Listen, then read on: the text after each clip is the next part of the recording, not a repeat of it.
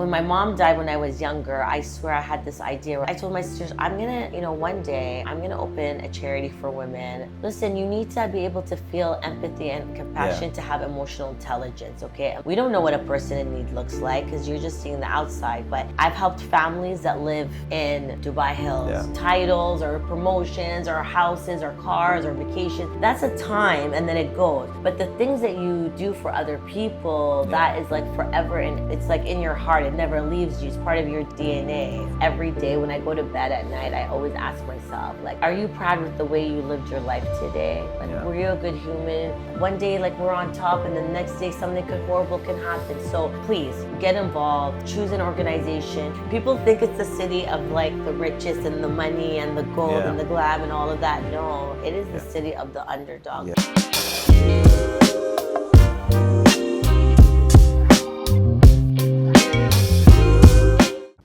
What do you do when the worst day of your life becomes your reason to live? Today's guest, Abbie Kadom, faced a loss so devastating that it really could have destroyed her, but instead she built something that's now a lifeline for thousands here in the UAE. Hope-Amel UAE started with one grieving mother who refused to let her pain be pointless. Today it's a movement supporting struggling mothers across the Emirates with everything from nappies, formula to something even more critical, the knowledge that they're not alone. This is a conversation about turning a tragedy into purpose, building a community in one of the most transient cities in the world, and what it really means to create hope when you're standing in the wreckage of your own life. This is the Dubai Life podcast. I'm Liam Jeffrey, and this is the story of Abbie Kadom. All right, thank you so much for your time. Really appreciate it. I know you're super busy and you must get asked to do these kind of things all the time. No, thank you. Honestly, I mean, what we do, the most important thing is awareness. So anytime I have a chance to talk about hope, it's always welcomed. Amazing. So Dubai Life podcast, I always love to hear people's stories about how Dubai came to be for them. So what was your journey like to Dubai? How did it come about? When we were, I'm from Toronto. I'm Iraqi Canadian. I've lived in Canada my whole life. And then when my father in 2002, I want to say, he moved to the UAE, started a company, and he would tell me and my sisters, guys, you should really come here. Honestly, like, we didn't even know where the United Arab Emirates was. We didn't know anything about it. I know it sounds really bad, but, we didn't. So we were like, oh, we don't know. And then we came for a trip, and it was like, we have to move here. I mean, mind you, back then, 20 years ago, it was so much more different. There was such a family feeling to it. I mean, like Hard Rock Cafe was the last point, and then, American University. And was that near the marina, the Hard Rock? We didn't even, But there was no marina, but it was where it is now. That was the last point, and then it felt like so far when we used to go there. We only had city center, then we had Mercado afterwards, and then we got Mall of the Emirates. So, we went through this whole, like, we grew up with, like, sort of the country in a sense, right? So you moved 20 years ago? Yeah. Wow. Okay. Yeah. And then got married here, and then got divorced. And then when I had my son, I moved back to Canada for 4 years because I thought, oh, you know what? I'm going to, I just think maybe it's better to go back home. I was wrong. After 4 years, I was like, no, I really would love to come back. And honestly, as we were talking before this, it really went back to the safety because I was thinking, I'm a single mom. I'm going to be at work. Work finishes around 5 o'clock. My son's going to be in school. He's going to be going to grade 1. He's going to be finishing around, noon or 3. Yeah. I didn't want him to, the safety part of it, like how was I going to sustain that where I knew like if I came to the UAE, I'd be able to set up a life here and it would be a life that would be, great for my kid. Yeah, I think safety is so important. It's something we take for granted. Yeah. But what is life? I've heard Toronto's an amazing city and I was about to visit just before you COVID. Have to. You have to. I was really upset that I didn't get the chance to visit because it looks amazing. I is. love New York. Oh, so no. if it's anything like that. Yeah, Toronto is like the cooler. Oh, really? Okay. I would say we're probably like the equivalent of New York for Canada, right? Okay, I mean, Canadians are so nice. We're so friendly. We have the best food. Actually, Canada, Toronto is a lot like the UAE because it's so multicultural. It's so multinational. There's like, it's a melting pot of all different nationalities and cultures and religions. So I think that transition to the UAE was so natural to me. You were used to that environment. I'm so used to that. coming from Toronto, but you should definitely go. But you know, like any big cities, it's definitely not what it was. It's not even what it was 20 years ago. I know, it's so sad. It is sad. It's heartbreaking because, but you know, I think that's also a testament to Dubai because I always had this thing in my mind, like I'm gonna go back. You know, like okay, one day I'm gonna go back. Like once you know Yusuf goes to university, I'm gonna go back. Or once, now I'm like I'm never going back. Yeah. Like this is my home. Like this is where you know my son was born. This is where I've been raising for the last, you know, 12 years. It's just I can't picture myself anywhere else. I mean, you know, if you go, I mean, and I swear I don't want to sound like you know first world thing. Anytime you travel outside of the UAE to Europe or something, you're quickly reminded of just how fortunate we are to live in this beautiful city. Everything's at our access. It's safe. You meet so many interesting people. It's so much beyond than the stereotypes of what people think Dubai is, you know? Yeah, it really is. I think still some people have that thought that, you know, they could never live there full time, like some of my friends back home. But everyone that actually comes here for more than a few days realizes, wow, it's just not what they thought. Absolutely. It's, you know, it's like just don't judge a book by its cover kind of thing. Like people, when they come here and they see, I think people are really scared just because of, again, the stereotypes about Arabic countries and, you know, this region and all of that. Obviously, the last couple of years, there's been a lot of like, you know, things happening in the region. So, but once people come, they're like, they can. I mean, my, you know, it's funny because my cousin, she just came here a year ago, got an internship and got a job, and I was like, "What's your plan?" She was like, "You know, 2 years. I need to go back to Europe. I need to go back to Sweden." I'm like, "All right, that's cool." Now the other day, she's like, then she returned home for vacation. She had her leave. Then she came back. She's like, I am never going anywhere. Sometimes it takes a trip back to realize. Because she realized really, like, listen, Dubai is where dreams come true. You know, it's the land of opportunity. 100%. It's like, you know, like back in the days when people used to go to New York because they thought I say this all the time. Roads were paved with gold or whatever. This is the new roads paved with gold 100%. Because if you have a dream and you are determined and you are resilient, you can have anything here. Agreed. You hear the stories all the time. All the time. My friends, you know, it's so, you can be anywhere and you'll talk to an entrepreneur, a business person, somebody who's top in the industry, somebody. And you know what? This is the only place where you always hear these stories of like the underdog. It really is the city. People think it's the city of like the richest and the money and the gold and the glam and all of that. No, it is the city of the underdog because you see stories of people that like really come from nothing and turn it around and just become something inspiring. So we're really lucky to live here. Amazing. I agree. So then obviously we want to talk about Hope-Amel. That's the focus. And I know that you've been open about experiencing a profound loss, which was the catalyst, and everything changed for you. And I know it's not easy to talk about, and you know, but if you're comfortable a little bit, could you share what happened and how that, you know, kind of turned things around for you and gave you the? Well, I think, you know what? It's funny because, like you said, is it hard to talk about? I always think. At the time, like you think like, I'm never going to get over this kind of thing, you know, like I'm never going to be okay. I'm never going to live. I'm never going to smile, all of that stuff. When my mom died when I was younger, I swear I had this idea where I was like, one day, I don't know where it came from, but I think that's your purpose, you know, you don't know it, you don't plan it. It's not like you wake up like, I'm going to do a charity, you know? And I told my sisters, I'm going to, you know, one day, I'm going to open a charity for women. Mind you, I'm 16 years old, right? Okay, I was going to say, when was this? Yeah, like, I don't even know what I'm talking about. Like, I can't even leave the house without, like, I don't know. But so I'm like, I'm going to open a charity, and it's going to be for women, and women can come, and they're going to always feel, like, support and stuff, right? Because, my family moved to Canada in, like, the early 80s. There wasn't that many Iraqis in Toronto, so it's very isolating, not knowing the language, the culture thing.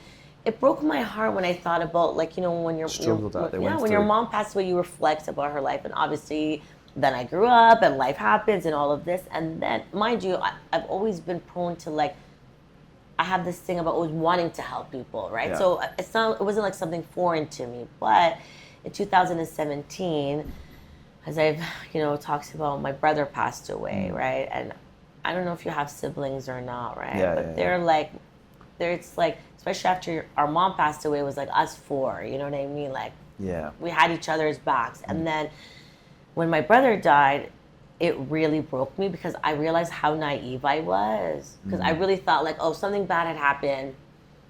What are the odds of something Yeah. bad? You Well, know, you you're a just, kid. yeah. I don't know. You're so. Maybe that's like God's way of protecting you to keep you innocent. So, because if you thought about all the horrible Yeah, you things that just can't. happened, Yeah. you wouldn't be able to like survive. Yeah. Anyways, my brother passed away. I did this charity trip to Iraq that was like an impromptu trip. I was able to raise, over 100 and something thousand dirhams in 2 weeks. I went there. I helped I helped like, one was the Sick Kids Hospital of Baghdad for cancer. One was the only orphanage in Baghdad for children of like special needs and determination. And then we went to the displacement camp. So then when I came back, obviously I had that bug. And I would do here and there, like people would call me like, oh, there's a family, they can't put their kid in school. I'd be like, send me the details. I think, your purpose is always you working, like using your best skills, right? And my best skills is I'm a connector. Yeah. I can just connect. I talk to, I'm just a people person. Super connected. Yeah, like wherever I go, I mean, you see now, I feel like we've known each other for like 10 years. Yeah. We're going to start a business. So I think with that comes, trust. So I have that able to say, hey, listen, I really need help, Liam. I have this family. Let's all chip in. You're not going to think twice about it because it's coming from a trustworthy source. Yeah.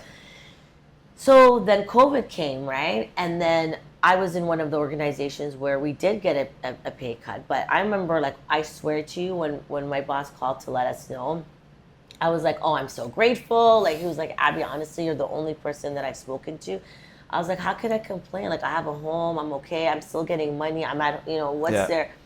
And then the stories started coming in. Like, people lost their jobs. A lot of people couldn't go to work. Companies were closing down.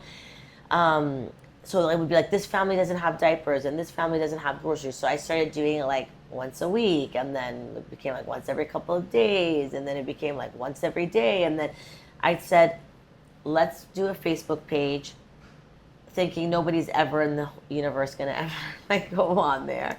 And then it just grew, and like here we are 5 years later, helping moms across the whole country. Amazing. That's so, it's so nice. And did you really feel that, you helping others really helped you? Absolutely. I swear to you. Listen, I'll even tell you, like, I was made redundant at my job in April, okay? This April, yeah. Oh, wow, okay. But I was still, I was like, everything's gonna keep moving. I believe everything happens for a reason. And every day I would talk to families, right, as what we do in Hope, and I would hear their stories of them like having nothing. Like I would be like, Abbie, like, you are gonna be able to like hopefully get a job. Like, think about these poor people who are in these situations. Some of them come with like either very low skill sets or no education, or not really even able to kind of work outside because maybe the father gets sick. Like, so many circumstances. And I would see what was happening.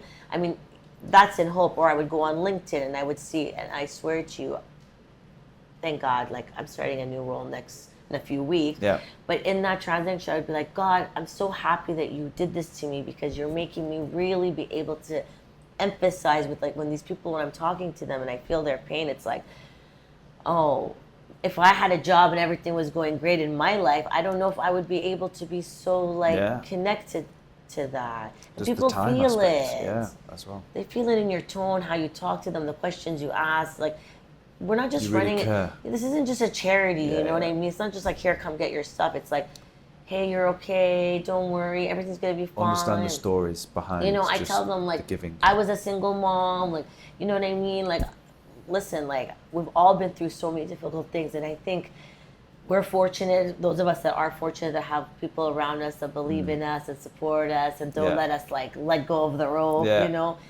Some people don't even have that. No.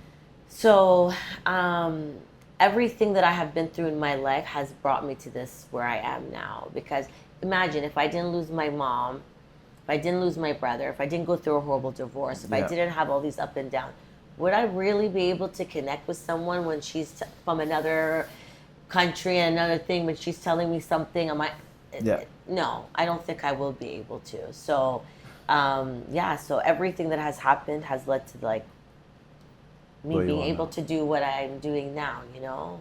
Amazing. Obviously, you mentioned you're a single mom. Is that why you decided to focus on, mainly helping mothers with their children? Yeah, you know, when Yusuf was young, when he was little, I was going through my divorce. I had my family support. I was living downtown, my dad's apartment. You know, I would take Yusuf to the YMCA every day. They had like these like baby Okay. kid things, right? And I'd meet all these moms because it's downtown Toronto. I'd meet all these moms from like, you know, the special housing communities, let's say, and they would come and they would talk to me about like having to work 2, 3 jobs to like make ends meet, and like, you know, how they don't have any support from their families, and all these sad stories. And I remember thinking like, wow, like, my God, I'm so lucky. Like, I don't have to worry about that. I never worry about diapers for Yusuf. I never worry about milk. I don't worry about food. I have a beautiful home. And I remember thinking, I swear, every day I'd walk home, I'd be like, one day, Abbie, no matter what, if you get in a position where you're able to help anyone, you have to help these moms, because I'm sitting with them. They're thinking I'm like one of them, right? So I'm like, I didn't want to be like, oh, like I felt like them opening up and allowing me into that world. Like I had to honor that by like doing something good, right? Yeah. And also I'm a mom, so I know what it's like. It's so hard being a mom. And then not having the items to like do, not having The diapers, basics, not having formula, yeah. not having clothes. Like sometimes I'll get calls where people have like had the baby unexpectedly in the house. Like, you know what I mean? They hadn't even have time to go. They're not prepared. They haven't saved up enough money. What is a pack of diapers and some formula to let somebody know that, like, don't worry, we're here, we got you, everything's okay. Even if it's just like them knowing that someone's out there. So my priority is always, honestly, I laugh because it's always mom and children, but I've gotten a dog in the last 2 years, so now I'm like, okay, we have to help all the dogs. I'm like, God, I need a warehouse. That's a tough one, that. It's so hard. Now I'm like a torn, like I follow all these dogs. That's even, like again, it's about like perspective. Sometimes I'll have like a hard day and I'm like, oh my God, it's so hard, I can't do it. Then I'll go on Instagram and I'll see the animal shelter charities, and I think like, oh my God, what they have to do, like dealing with these animals and finding them homes, and so. Is there a bit of a crisis with that, would you say? Oh in my Dubai? God, it's horrific. I don't know, maybe because now I'm more aware too, which is I'm ashamed to say, but when you don't have a dog, you don't know about that world. There has been an increase. Before, people would even like put their animals in like the shelters, right? Now they're just dumping them off in the streets just to fend for themselves. And these people, honestly, like, I know I have hope and stuff, but I would, anyone that is listening, please find an animal shelter and support them first and foremost, because what they do is like the most selfless thing. They get in their car and they drive around to these areas and they find these dogs. You think it's easy to get a dog into, like, I can't even get my dog into the house. I don't think you don't know. He's my dog, and I'm like, Biggie, get in here, and he doesn't listen. Can you imagine? Yeah. They take them to the vet. They have vet bills like upwards in the 200,000-300,000 dirhams. They have to feed these animals. So please, if you guys are watching this, if you're gonna make a clip, make sure that you say, please help the animal shelters. Find one. There's so many. Get in contact with me. I'll connect you with so many, because God knows they need it the most. Yeah, and it's just not a place for dogs to be out. No, can you imagine? My dog would die in 2 seconds in the wilderness outside our house. Yeah, it's unbelievable. We see it in where we are. There's just so many cats as well. In Dubai Hills. Oh yeah. There's so many. You have more cats in your area. Yeah, many cats. The dogs they take them to Al Qadra, Al Qadra desert area. They take them there and drop. Gosh, someone give me a tissue. I know, that's insane. I don't know what some people are thinking. People are evil. It's just pure evil. There's no. No, especially if you've had the dog in your home and they licked you and they loved you and they've like. I know, because the dog just like gives so much love and affection. I can't imagine you just said he trusts you. You take him in the car and you get out and you just you leave him, and it's like, how do you go on? Humans just can be so terrible horrible. Sometimes. It's just, but they can also be so amazing. Yeah. It's people can also really be. I have people that donate to Hope. It's been 5 years. I don't know them. They don't know me. I've never seen them. I could be standing beside them in a line somewhere, and every month they'll message me on WhatsApp. Like every month, like not what. I don't even have an expectation of it. They'll be like, "Hey, Abbie, just want you know, like I've sent a car for order tomorrow," and I'm like thinking, like, of all the things that people have going on in their lives, you know what I mean? That you Yeah. actually take a moment to think about these moms instead of, I don't know, there's something so beautiful about that. Yeah, for sure. Nobody It is. knows. It's not like she's doing it. It's not like she's posting on Yeah. social media. It's not like she It's real. She's trying to help. just She wants trying to help yeah. every month, sends in her, you know, packets of diapers and formula, and like never even asks, like doesn't even say, hey, do you need help? Or is there anything that you need? She just does it. Like, It's amazing. I don't know. It's People really like that special. inspire you. Yeah. So it gotta- balances the bad in the world. For sure. Yeah, it really does. How does Hope-Amel look like now in terms of, obviously you've helped thousands of families and people, like numbers wise, what is the business looking like? What is the charity? Honestly, like I can't tell you. I really thought that this was going to be, as I told you, like a one-off thing. I thought after COVID the need would go, but you know, it's getting worse and worse. Before, primarily more of the families were in Dubai based, right? Yeah. That's like now I have a few scattered. Majority of the families are like in the outskirts, like Ajman and Hope-Amel and stuff. So the need is growing. We are growing. I mean, that's really honestly why we are, everything we get, like we're a 1,000 zillion % nonprofit organization. We don't collect any monetary like funds or anything. All we get is diapers and formula. So our members, our Facebook group, we have about 10,000 members there. Wow. Our Instagram is about almost at 8,000. These are the members, we call them hope givers, okay? Okay. And they're the ones that donate the items. Plus we take pre-loved clothes. Like we live in the UAE. If there's anything that we have excess of, it is things, right? Especially kids' clothes. You know, you have two little young ones. They outgrow them so fast. I know. You'll buy something and then like a month later they can't. Instead of like discarding that or throwing it, there's like a mom that's in need, like just 20 minutes down the road. It's hardly been used, yeah. You know, It's perfect. so people donate the items to us. I should say like this is all done with Evelyn, who is my nanny, but I hate the word nanny, but there's no way to describe it. Yeah. She's like my life partner, my everything. She's been with me for 12 years. You know, this isn't like a year, 2 years. Yeah. You know, when you spend 12 years with someone, we're sisters. We're like, you know, I tell her all the time, I'm like, you're like my person in life that like, because, you know, she is doing this dream with me. Yeah. So people drop items off to us, and then Okay. we have a very, you know, rigorous kind of like process because we have to verify the families because anyone can like write. I was going to say, how does it work on that side? Yeah, and because it's not our things, it's not like I have endless supply. I have to be really wary of like who gets the items, right? Yeah. So they fill in a form, they have to upload documents. If you've got a job loss, you have documentation for that. Whatever it is, I just need to get a sense of like you're telling me the truth. And you can tell early on, you know. Yeah. So it gets approved. We send it to Evelyn. Evelyn prepares the care package. So she'll be like, oh, the people have like a 1-year-old and like a 7-year-old. What do we have that we can give them? But no package leaves our home without diapers, formula, and women's sanitary pads, okay? These are the 3 musts. The diapers and the formulas are for the babies. And then, of course, the moms, we send them sanitary pads because we learned that a lot of the times they even go without because that 20 dirhams could go towards food or... So imagine. It's like a luxury that they feel they don't deserve. Can you imagine like a sanitary pad? So we make sure that every care package has that. And then they go all over. So sometimes we get items delivered with our volunteers. We have a group of volunteers of like 500 people.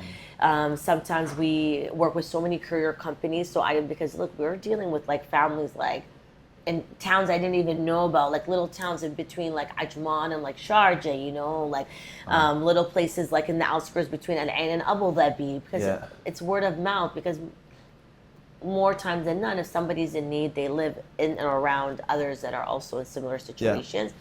And we're growing. So yeah, that's why we do these kind of things, so that people can know about us. We need help. Like we're, you know, like the other day I was saying, like we're such in need of a storage unit because like my home cannot contain everything. So many times we are offered items, but they're like, hi, I want to give you 120 boxes. Like, where are you gonna put where am I gonna put it?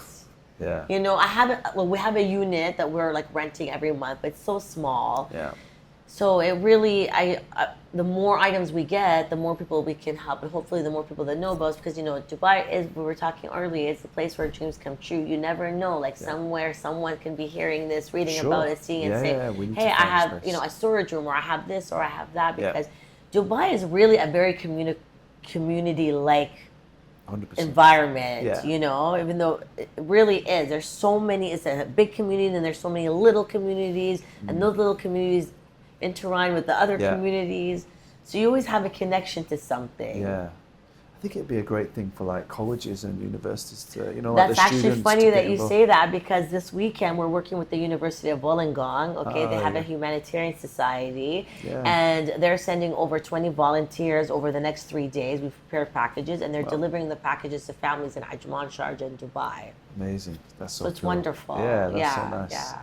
That's so good. And it's great for them as well to Of course, see for that them. side. Absolutely. I know. love that, and I love that they have that. And, I'm hoping that usually it's a bug, it gets you. So if it's something that you have, then they can maybe continue that. And I always tell them, like, I was talking to the president of yesterday at the university, Soon Walid, and I said, listen, when you graduate this year and you go to you're going to get a job and you're going to go in the corporate world, you can bring this with you, right? Yeah. You can be a part of the CSR. That Yeah. you can be the leader. You can do initiatives. Yeah, Like, so take much this. It doesn't end organisation. here. This is Yeah. a lifelong thing. Kindness can be anywhere. Yeah, that's so cool. Yeah. That's really nice. So I'm going to ask you a few things now that hopefully will be great that people could share, you know, Yeah. and hopefully take something away from your experiences. So I wanted to ask you, what's something about motherhood, especially here in this city and this country, struggling motherhood, that people might not understand? What's invisible to most people that are not in your world, you know? I think people don't. It's always like one circumstance away from being that person. Yeah. Okay. Yeah. People have this like notion or this stereotype of what a person in need looks like, right? Yeah. We don't know what a person in need looks like because you're just seeing the outside. But I've helped families that live in Dubai Hills because the husband lost his job all of a sudden. There's savings. loans, no Yeah. savings. A lot of people in Dubai don't have savings, right? Yeah. And let's be honest, you know people who make like 50,000 dirhams and they don't have savings. How is someone making 2,000 dirhams going to save? Yeah, I know. In the same city. When they get hit, it's a really big hit, Yeah. and a lot of the time, the people that are here, they are also a breadwinner for their families back home. So it's a big strain, like it's a domino effect. So it's not like they can call back home where, like, God forbid if something happened, I can pick up the phone and call someone and like my dad, someone, help me out. Yeah. They don't have that luxury. So I think, That's the difference here. isn't yeah, it? and I think people just need to understand that it's not like you can also be that person. Like Yeah. it can happen to any of us. Someone can lose their job, something bad can happen, an illness can fall on a family.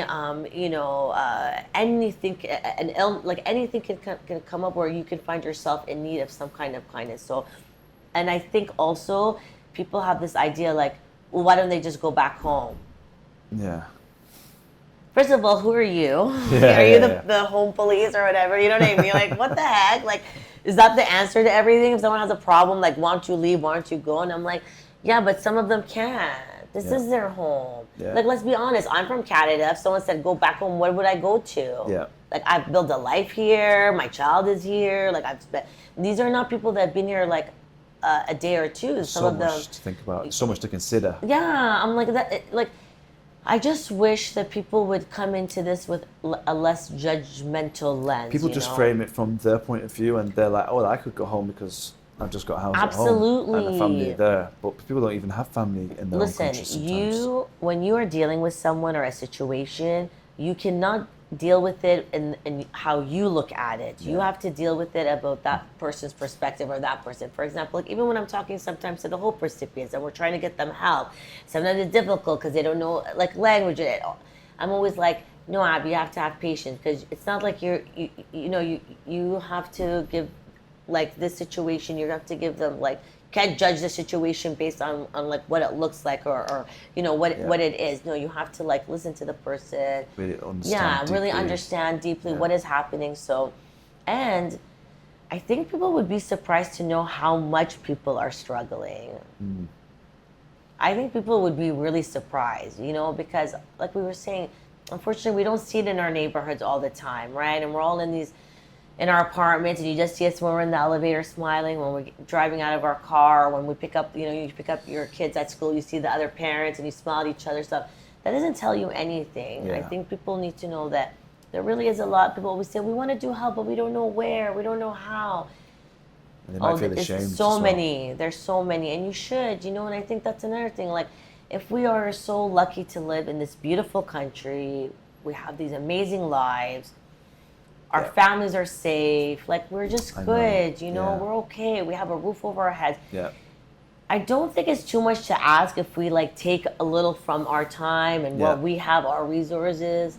It doesn't have to be every day, but once in a while, and give back and help, and again, that's a great thing about UAE. There's so many amazing organizations that you can give back and help and actually really make a difference. Yeah.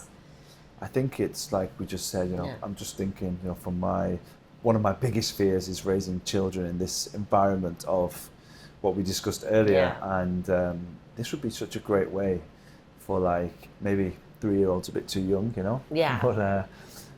But as they get older, to get them involved in this kind of thing, You to have really to see the real world and feel. It's so important because those children are going to be the future. I know it sounds like so cliche, but it's true. Like, these children, we're going to be long gone. These children are going to be the leaders. They're going to be the people who move society. Yeah. Compassion can only be taught through experience. You can't tell someone, okay, you have to feel sorry for this, It's being in that experience where their heart, and then you explain to them, oh, you're feeling sorry because, whatever it is, you explain empathy, you explain that. So our Ramadan initiative that happens every year, which gets bigger and bigger every year, that one is really special because it's two-part. People donate Ramadan boxes, and then the other part of it is families, regular people come on the weekends, they pick up boxes and they deliver them to families, right? They'll take their kids, they'll come with friends, they'll do it, and then I've never had a person do it one year and not come back the following year because it's really, one, it takes you out of your bubble to different areas. You'd be shocked how many people live in Dubai and have never been to Sharjah. Yeah, I know. It's like, what? I can imagine. They have the best shawarma without the sandwiches, So they go there and then they see how some people are living and the circumstances of and interacting with the families. Yeah, and then the children. And you see, they're not any different. You're a mom. That's a mom. The same dreams and wishes you have for your child. They also have. Same. And you have to teach your kids, and that's, I think, one thing that I'm the most proud of is that my son, obviously he lives with us, so he, like, sees this, and he'll always say to me, like, why does our house has to look like this? Like, why is there always? And I'm always like, listen. I'm like, okay, but think about all the people that are, you're using this space that we have, this beautiful home. You're using this little space for some boxes, but those boxes are going to help all these families and make them happy. Is that like a good trade-off to you? Yeah. I try to ingrain that in him. Or sometimes he'll be like, can I order? And I'll be like, Yusuf, like, I talked to a mom today and she has 4 kids and, like, it's like such a privilege. It shouldn't just be, like, expected to be able to just... But I think also that's good for him to understand as well, for his, mental well-being, to appreciate everything as well. Of course. Listen, you need to be able to feel empathy and compassion to have emotional intelligence, okay? Emotional intelligence is a feeling, right? You feel it. You read the room. You understand the situation. You read the body language. You get these, like hints of people. So that has to be taught, like, it's by example, you know what I mean? Like, how you show, like, I'll tell you a good story, Imagine all of this. So my son's used to, like, sees, like, us doing initiatives. It's been 5 years. And then the other day, I don't know, I went to make an order and it said, like, your Kareem driver has gotten, like, done 20 trips and had 1 tip, for example, right? Does it show that now? And it does. Oh. If you forget to tip them, right? Which I had. So I went back in and I was like, oh, I'm like, that's so, like, heartbreaking. What the hell? Like, if you're ordering something for 100 dirhams, you don't have 5 dirhams to give the guy bringing it to you. Like, so I remember going in my son's room and being like, Yusuf, sweetie, when you make orders, mind you, he's a 15-year-old, so we're getting orders, like, on the regular, okay? Especially when I fall asleep at 9 and I wake up, there's, like, KFC bags in the kitchen. He was like, no. I was like, what? I was like, no. I'm like, Yusuf, you have to, sweetie, So, like, the other day he comes, he's like, I'm ordering KFC. He's like, And I tipped him 5 dirhams. Like he added the 5 dirhams to make me be okay with him ordering KFC. And I was thinking like, no, see, it's a I just assumed that, right? Because I just assumed that he would think that you should obviously give because, you know, no, you can't assume. So yes, please, if you have young kids, I would say get them early. It can be small things. Like you can even say to them, you know, it's a great way like, hey, you know what? I know a family and they have a little girl and she doesn't have any toys, you know? So I was thinking, was there something from your toys that you would like to give to her, you know? And it makes them like little ways like that. And then maybe she'll go pick up a toy and she give it, or you explain that to them. It really helps. Actually, the child starts loving it. Then they're like giving this and you're like, no. Yeah, look at me. Yeah. It's really interesting. A few weeks ago, we have a bit of a family tradition from the UK, like British Sunday roast. So every Sunday we like focus on that as a family. So on Saturdays we go and get a nice joint of meat. And a few weeks ago we were going to get a piece of meat. Yeah. And my daughter in the shop needed the toilet. Yeah. Great timing. Yeah, always. And they were renovating the shop and they didn't have toilets. Oh, God. So the lady behind the till said, I can take her. Yeah. I was like, yeah, it's fine. She seemed really nice. So I was with my son and I was pushing him in the pram and she took it outside, like behind there was like the warehouse and they went into the toilets. Yeah. And then as they were walking, there was a car parked and the lady was like, waved to the car and said, I'm just taking Olive, my daughter, to the toilets. And I thought, that's strange. There's a car waiting outside. Anyway. Afterwards, on the way back, the car wound the window down and it was the lady's husband. And then the little girl, her daughter, was also in the back of the car waiting for her mum to finish her shift. So they must have been waiting all day for her mum. And the girl gave my daughter a little bar of chocolate. And somebody give me a tissue right now. I know. I was like, and my daughter didn't understand it. Of course, but young. She will. But I was like, it's that I'd love to be able to explain that to her. You know, she's just a little bit too young now, but maybe in a year or so, she would get it, and I would be able to explain. Yeah, it starts small with her little brother. You know, Saturday evening. Yeah. Not everybody's in the swimming pool. You know, some people actually are like working in a car. In the middle of summer. Yeah, and she's finished. She could be like, I want to leave. Like, I'm so tired. I did my shift, but it's crazy. So, all right, a few more things. So, obviously, you must have had some really like powerful stories about how you've helped. Was there anything that someone, a parent, a mother, said to you after you helped her that really stood out, that meant so much to you? Obviously, there's so many stories. What was the one that stood out? Honestly, like there's so many that I can't even, because every single one is like a little miracle, okay? For example, the other day we got gift vouchers for a certain family because they're really in need. It's a family that had just come here from Palestine. They literally have nothing. So we, the group came together, got them some help. But I had a couple extra ones, right? So I went on our Facebook page and I said, hey, does anybody is in need of like diapers and formula, right? Like not even thinking about the vouchers. And this one mom messaged me and we started talking. She's 8 months pregnant and, and she said, because we don't usually do vouchers or anything like that. We're just like a private message on the group. On Messenger, yeah. Got it. And she said, we haven't eaten in days.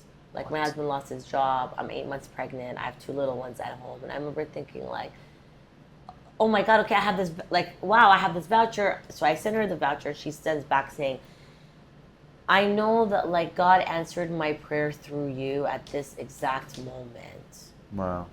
Like, I don't know, when someone says that to you, like when they correlate you with like something spiritual happening to them, it's so beautiful. I get so moved and I'm always like, no, it was totally God. Like, I don't know how, I didn't even, we don't plan anything. Like everything just works. Like sometimes I'll have something. Another example, one mom messaged me, single mom, has a Down syndrome child, cooks and stuff to survive, like makes food here and there. She said, I don't have a fridge, my fridge isn't cool, but this is my livelihood, I was like, oh God, we don't really like deal with stuff like that. Like sometimes we get fridges, but it's like a one-off. I swear, I was like to her, don't worry. I'm like, just have faith, okay? I'm like, just pray. She's like, I swear I prayed, and then someone told me about you. So she goes, okay, I'm gonna, like have faith that it will work out. I wake up the next morning, I have a message from someone being like, hi, I have this fridge, we're moving, I don't need it anymore. Do you know anyone that needs it? It's like these little things that are not coincidences, you know? Yeah. So, honestly, every interaction, when I know that a mom is happy, like it's a great feeling because I'm a mom. Yeah. You know what I mean? Yeah. You So could I imagine love yourself that. getting something, Absolutely. Like I love when I know okay, we did a good thing today. Yeah. You know, like this mom has, because it's not just getting the items, it's like that mom has like a couple of weeks of like rest of mind. Yeah. Yeah. You know, and then whatever money that they were gonna spend on the diapers and formula, which they don't even have, can go towards maybe one good meal. Yeah. Maybe buy some meat. Just gives them a bit of breathing space. Yeah, exactly. Yeah, it's so important. If you could get one message out to every parent that's struggling or every mother that's struggling in the city right now, what would it be? Okay, honestly, I just want them to know that this too shall pass. I know it seems like so much, but doing this for 5 years, we've had families that came to us at one point that had, like, I'd be like, I don't know how this is going to turn around for them. And then it turns around. I know it may seem like lonely or you seem like you don't have it, but it's not true. There's so many people that care. Hope, our members, so many other organizations. Please, if you need help, please seek it and please come. And sometimes we're not able to help with everything, but we're going to help you with whatever we can. At least you'll know, you're walking away from us, that 1,000% that I did everything that I can to get you whatever, it's 1,000 hearts. So, and just in general to all moms that are struggling, On my way here, can I just share this little story? Yeah, okay. Please. So I'm a mom too, and I'm always struggling with the mom guilt of life. Am I doing enough? Do I give too much time to my work? I also work I have Hope and all this. I'm constantly battling that. Last year, my son had a really horrible year. He had a knee injury. He couldn't play football. He had dreams of going to the World Cup. So you can imagine that devastation. He was out in bed for 4 weeks, couldn't move. He's till now in physiotherapy. His grades went down. Everything was horrible. As a mom, that is the worst thing. Yeah. I felt horrible. I didn't know what to do. I was like, oh my God, my child, I can't even help him, because I knew in my heart, he needed to go through that. That's part of the life thing. Yeah. That's the hardest part, I know, the hardest part and is also to he's a let them teenager, experience. so I'm mortal enemy number one, the mother. When you're a teen, you're like, my mom is he's like, Dad, father is a sweetheart, and it's what? What I mean? So I thought, okay, you know what? I have to practice. The only thing that's going to work is compassion and just love him during this thing. And every day I big him up. I'd be like, you're the best. You're number one. I swear you're can you imagine?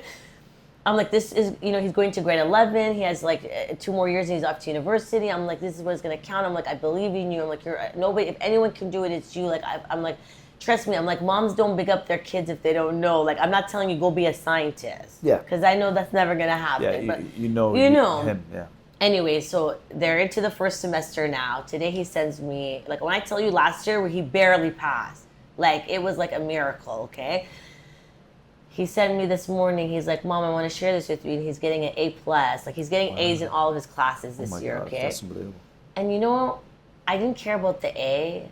I cared, he came through it. Yeah. He understands now. He's been through a struggle. When you go through that hard time, you have to go through it. And as a parent, it's so hard watching your kid, and you're just oh, and you give them the life lessons. They're like, okay, but they need to go through it. Because he has They're not to going to find learn from you telling them. They're going to learn from experience. Yeah. It was the best thing of my life. He doesn't even want to be in, last year he didn't want to be involved in any school things. So I think to all moms, whether, just because maybe you're not struggling with resources, maybe you're struggling with just emotional or just the taking care of or whatever it is, that we're such a community. That's why I started Hope. That's the whole premise of it, is moms being there for moms, because moms can be judgy and ruthless and mean and I don't know, weird. Guys, it's so hard as it is, you know, if I'm a mom and you're a mom and you need something, and if I can help you, why not? Yeah. If you're looking for a job and I work somewhere, why not? I just think that really, if we all just come together, it's gonna benefit you the most, because then you have access to all these amazing human beings, people that are there for you, and all of us here are like, majority of us are expats. Yeah. Why wouldn't we want that second layer of like family or friends or community? I think we need it. I think we need it just as much as we need healthy food and, you know, hydration. I think social interaction is part of our important need as a human being. Listen, there's a small city center, like place beside in Arjan, right? It's called My City Center. It's like a small little one. And then for the last 5 years, it's been the same guys that wash the cars there, okay? The same guys. I see them all the time. They're my friends. Yeah. Like when I come, I'm like, hey, where's the other guy today? They're like, oh, he's not feeling well. I'm like, oh no, you know, like let him know, whatever. Like even that is like a little community. Like it's weird. Like I'll come, they're like, hi ma'am. They're like, everyone's like in the parking lot looking at me like, what is going on with this lady? And because guys, I see these human beings for 5 years. I come. You get a lift from that as well. The interaction is great for you. When they see you and say hi, like they get so happy because it's like a friend or somebody. You know, I'm gonna reciprocate that same energy back to them. So I laugh, but I'm like I get so much pleasure when I get in my car and I'm like, bye guys, like bye, you know. It's a very nice feeling, even though I'm here. If anything happens, I got these 5 guys that are gonna help me. Yeah, for sure. Sounds crazy. Yeah. It's my old Toronto mentality, but you know that thought. Yeah. Why wouldn't you want that feeling everywhere you go? And you can have it. When Absolutely, you think about just be a kind human being. You know, just take the time to look at people, ask questions, care, smile. Yeah. It's interesting what you said about like how that makes you feel, because when you think about it, it's not just you giving out like your energy and your like kindness. It's like you get a lift from that as well. You know, this morning I was thinking about this podcast and me coming here, and I was like so nervous, right? Because I was like, oh my God, like it's really not my element. Like I'm just like a background. And I was thinking, yesterday, for example, I went to our warehouse, right? The storage unit. I like to call it the warehouse that I put in the universe. And it was just me, and I was opening boxes of diapers because my car's so small, so I had to like take them out and like put them in the car because they're like big things that we had gotten. And I was there for 2 hours, like walking back to the unit and to the car, and I was sweating all of this stuff. And I got in the car, and I was like, I just had the best day. Yeah. Because I did something that was not for me. Feel so satisfied. Okay, yes, it's my group and stuff, but like I have volunteers. I could be like, hey, can you guys come help me in 15 minutes? We could have all been done and like been home, you know. But there's something satisfying when you just do not think about yourself for a moment. Yeah. Or we get lazy doing things for ourselves. Can you imagine if you're like, you know what, on Saturday I'm gonna go to Fujairah, I'm gonna like walk these stray dogs in the shelter, for example. Or you know what? For example, there's this group, it's called Birthday Bliss, you know? They do amazing things. Every month, they throw a birthday party for disadvantaged children. No way. Okay? Yeah. So a lot of the families that they throw the birthday parties are Hope families, right? So imagine every month they'll do this big birthday party. They'll invite 20 families and the kids, and they'll get each kid a cake and presents and stuff. Volunteer there, send gifts. Like, there's so many good things that you can do, you know, because I think people think like when you're doing the good, you're helping the person, but you're helping yourself. Yeah. That's why it's addictive. That's the key. In a good way. Yeah, I think that's what people need to take out of it. You know, you can actually benefit from yourself from doing this. It's the best. I think we should all chase satisfaction as opposed to happiness, because happiness would be, I'd be very happy just sitting. Eating crisps, watching Netflix. I feel great. But then I go to bed at night and think, I don't really feel satisfied in myself. But that satisfaction lasts so much longer. Oh my God. And it's so more important. You know what you should? It's like, live towards the things that make you feel human. Okay? Like for my rule of thumb, every day when I go to bed at night, I always ask myself, like, are you proud with the way you lived your life today? Like, were you a good human? And it makes me reflect, like, oh man, I should not have had road rage at like the intersection, you know, I could be easier with that, or like that's how you should. It shouldn't be like, oh yeah, I did this or whatever. Those things are superficial, you know. Even titles or promotions or houses or cars or vacations, that's a time and then it goes. But the things that you do for other people, that is like forever and it's like in your heart. It never leaves you. It's part of your DNA. 100%. You know? Yeah, that's powerful. I think we've already answered some of these, but if you could snap your fingers and solve one problem, like one issue that people mainly have here for struggling families, what would it be? And can regular people help with that? There might not be one problem. There might be. Yeah, like I need to do like 10 snaps. I need like a genie with 3 wishes. Okay. You know, look, I just want to say to whoever's watching this or whoever comes across this podcast that there really are so many people in need of help, you know, and I know sometimes people have a feeling like, oh, we can't trust, or how do we know where it goes, or what. I welcome you. You can come. I'll give you a family. You can go with your own and see with your own eyes. These people are just like us. Like, you never know. Like, one day, like, we're on top, and the next day something horrible can happen. So please get involved. Choose an organization. Choose several organizations. If you have children, please take them. It's so important for the children. I try to go to a lot of schools and talk and stuff because I want the kids to learn about helping each other and being there for each other, you know? And then for the families that do need help, please don't suffer in silence. Like, I can't even imagine like that feeling of like not knowing or not having anyone to turn to. Like, I think that is a blessing. If you are human and you can turn and you have at least one human being that you can like be like, I need help, or I don't know what I'm doing, or guide me. You have to understand that these people, when they come to us, we're like a last resort. Yeah. So they're not asking, like, we're not, you know, it's like I say, it's diapers and formula. Like, we all can buy a pack of diaper, you know, like, we're not even asked for the expensive kind. Like, get the whatever's on sale, formula.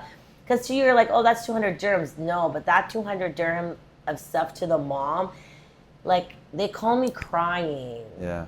And I feel embarrassed sometimes. I'm like, I didn't even give you any, like, you know, it's like so little. So if you are someone who are fortunate, please get, you know, involved and help. And if you're someone in need, also please reach out to us, and inshallah we can help you.